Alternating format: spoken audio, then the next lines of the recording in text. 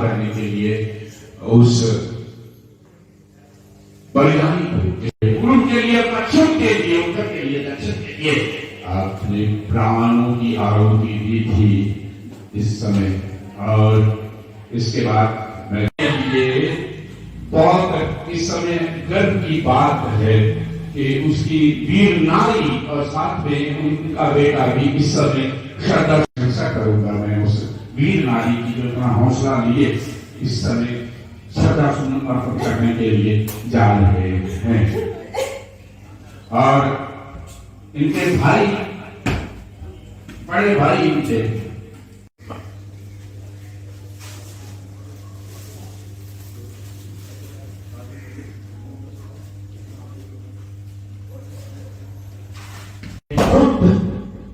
अंधेरे की ओर चली गए, हमें रोशनी की ओर को जाने की ओर भेजे हमें जी इस समय श्रद्धा सुमन अर्पण करते हुए।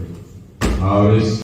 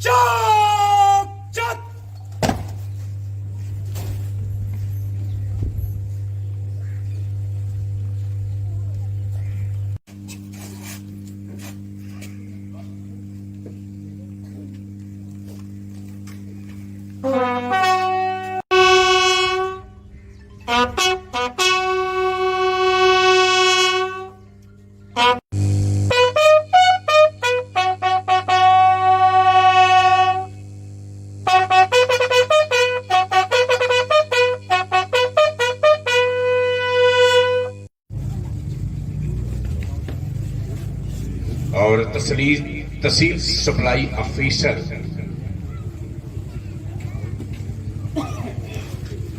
श्री केवल जी, हमारे तहसील सप्लाई ऑफिसर अर्पित करने के लिए जाते हुए। और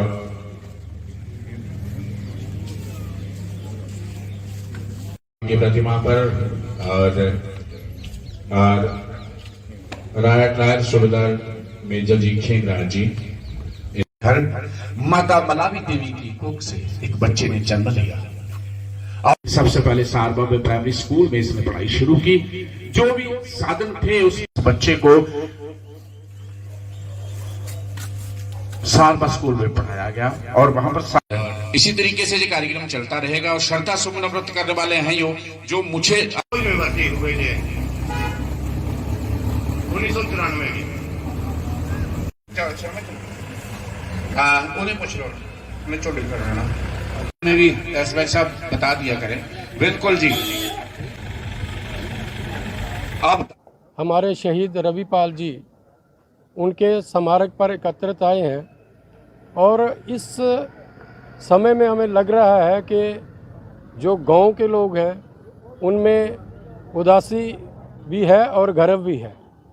गर्व इस बात का है कि उनके गांव के एक ऐसे नौजवान जिसने अपनी मां भारती की रक्षा के लिए अपने प्राणों को निछावर किया था और पूरे इलाके में एक बता दिया था कि मां भारती के सपूतों का जो कर्तव्य होता है वो किस तरह से निभाते हैं, वो उन्होंने निभा कर दिखा दिया था। इसका उन्हें गर्व है उन लोगों को। और साथ साथ थोड़ा उदासी इस बात की है कि वो रविपाल जी हमारे बीच नहीं है और ख़ास करके उनके परिवार को देखते हुए, उनकी उदासी को देखते हुए सभी लोग उदास भी हैं। तो इस मौके पर जहां जितने भी आसपास के गांव हैं, सभी गांवों से बहुत सारे लोग जो हैं उनको श्रद्धा सुमन अर्पित करने के लिए, श्रद्धांजलि देने के लिए जहां आए हुए हैं। मैं आज ये कहूँगा कि देश की जो रक्षा है ये सब प्रथम है और हमारी पूरी इंडियन आर्मी, भारतीय सेना इस काम में अपने बढ़ चढ़ के इसको निभा रही है, इसकी रक्षा कर रही है। हमारे जितने भी सैनिक हैं वो एक कदम भी पीछे नहीं हटते जहां देश की सुरक्षा की बात आती है और अपना सर्वोत्तम जो बलिदान देके भी देश की रक्षा करते हैं। हाँ, आज हमारे बीच में वो नहीं है, बट हमारा देश, हमारी सरकार, हमारी पूरी संस्थाएं उनके परिवारों की देखरेख में और उनके मदद में उनके साथ हमेशा खड़ी हैं।